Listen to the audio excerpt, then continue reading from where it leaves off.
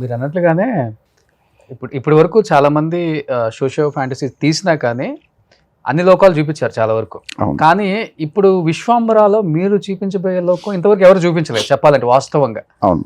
సత్యలోకం అదేనా? సత్యలోకం నేను మెన్షన్ చేయట్లేదు. ఇప్పుడు సత్యలోకం మీరు చూసారా? చూడలేదు. మిగతా లోకాలు మీరు ఏమైనా చూసారా? సినిమాల్లో చూపిస్తే చూడటం, మిగతావి. సో మనం విన్నాము, మనం చదివాము, ఎవరైనా చెప్తున్నాం, లేకపోతే మన పురాణంలో ఉన్నాం, మనకు 14 లోకాలు ఉన్నాయి.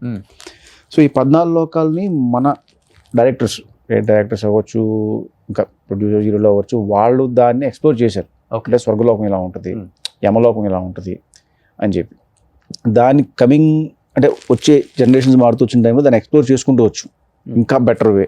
ఇప్పుడు రాజమౌళి గారు యమలోకాన్ని చాలా వైడ్లో చూపిస్తారు ఆయన.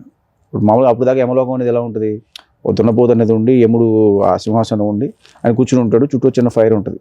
దాన్ని యమదొంగలో టోటల్గా మార్చారు ఆయన. హ్యూజ్ సెట్ వేసి సూర్యదేవుడు విగ్రహం పెట్టి దాని నుంచి అంటే ఒక కొత్త లోకం క్రియేట్ చేశాడు ఆయన. యమలోకంలో ఒక కొత్త సెటప్.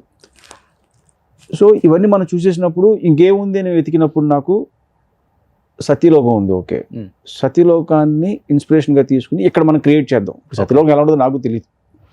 సో ఆ సత్యలోకం ఇన్స్పిరేషన్గా ఒక కొత్త లోకం క్రియేట్ చేద్దాం, ఒక కొత్త ప్లేస్ కావాలి. అది విశ్వంబర. అట్లీస్ట్ ఇప్పుడు ఆ లోకం ఎలా ఉంటుందో చూడటానికి కనీసం వెళ్ళాల్సి వస్తుంది థియేటర్కి మేమందరం. 100%. అంతేనా? లాక్ చేశారు బాగానే ఫ్యాన్స్ని, సినిమా లవర్స్ని డెఫినెట్గా లాక్ చేశారు. కొత్త లోకం చూపిస్తున్నారు కాబట్టి.